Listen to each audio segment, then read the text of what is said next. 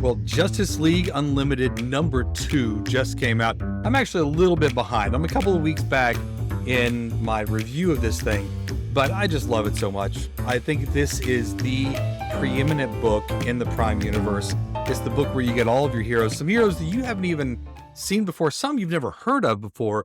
Like to this one, honestly, I was stumped. I didn't know who one of the characters was in this comic. So let me go through the team that we see. Now, as you'll recall, when we last left our heroes, we had Batman and Blue Beetle, the Jaime Reyes version of Blue Beetle. They were in some trouble and they had run upon a nest of parademons.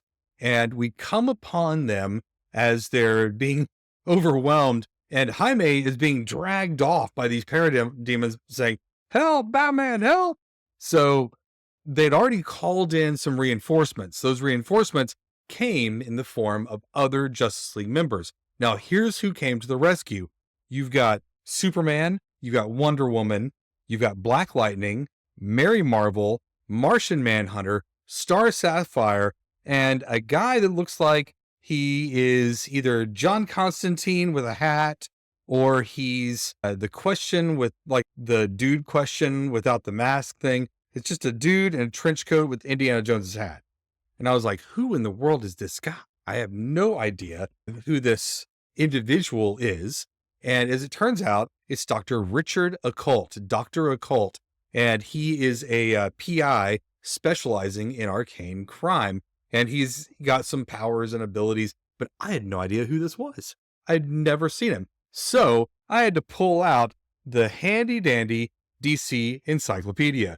Hold on while I do it. Encyclopedia. Here we go. Let's look up Dr. Occult.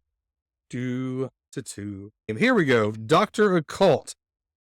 And I quote, "On New Year's Eve of 1899, 2 infants narrowly escaped being sacrificed to Satan.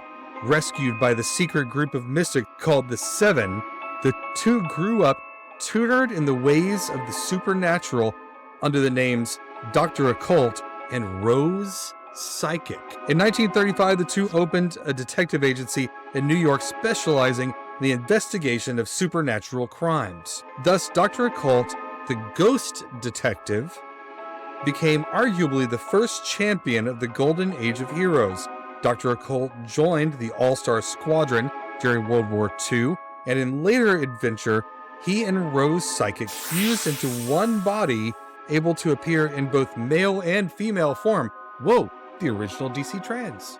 We wondered if DC was going to have a trans character. There we go. Dr. Occult is your guy.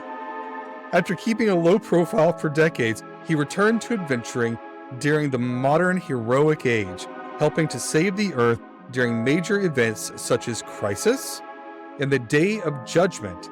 He is sometimes member of several magic user teams, including the Sentinels of Magic and the Trenchcoat Brigade, alongside, of course, our friend John Constantine and Mr. E. Now.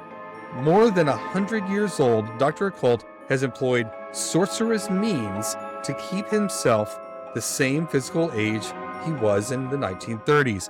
First appearance, New Fun Comics number 6. He's a hero. His real name is Richard Occult, a mystic private investigator. Vast magical powers, including hypnotism, illusion casting, telekinesis, and the ability to teleport by traveling through the astral plane. He carries a mystic symbol of the Seven, which repels supernatural energy. So there you have it. That is who showed up, and it was Dr. Occult. We had to break out the old DC encyclopedia to figure that out. That's what happens when Mark Waid is writing your comic books, boys and girls. You don't know who the heck is there. He's got a super cool, like this mystic thing. He's like, and he holds it and he shoots out stuff and blocks things and does, I don't know what the hell he's doing, but he's doing something cool and it looks good when Dan Maura draws him.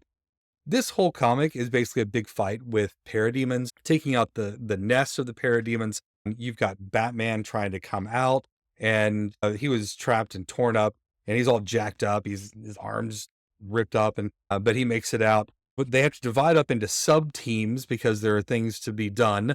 And in those sub teams, you have Mary Marvel and Wonder Woman. You get a really fun moment where they were thinking the same thing at some time. And at one point, Wonder Woman's like, well, of course, I speak with the wisdom of Athena, and you carry the wisdom of Minerva. And Mary was like, honestly, I thought they were the same gods with different names. And Wonder Woman was like, oh, you have so much to learn, young girl. It's a fun little combo that we get there. This is a rock'em sock'em the whole time. And a fight, there's a little smart parademon that shows up. And so that's the first. We haven't really seen smart parademons. And that's what we've got going on right now. And just a really fun battle. Along the way, John, our Martian Manhunter, John Jones, he gets nasty. Like, he gets into a big fight. We learn that he's lost some of his powers along the way. And in the big switcheroo of powers, he's lost some of his mental abilities, and he's lost his ocular powers that he had, like heat vision kind of things. So he's lost some of that. But man, he turns into shapeshifter, mean, badass Martian Manhunter in here. I kind of dug it a little bit, but then again, I want the gentle giant that he is most of the time. So I don't know what exactly is going to happen here with that, but I think that's our next story, is going to figure out what happened to John and how do we help John.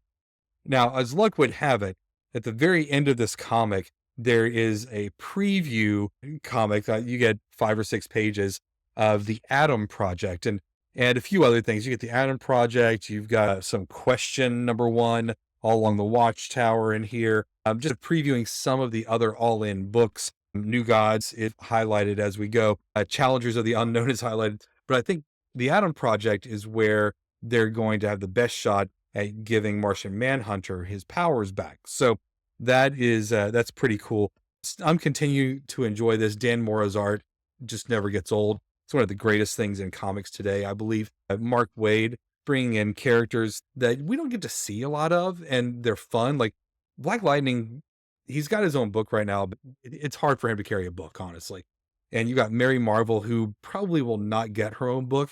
She might get a mini series or something, but it's fun to see her. Star Sapphire is being highlighted, who's more of a bad guy than a good guy most of the time. And now she's more of a good guy. So who knows where we're going.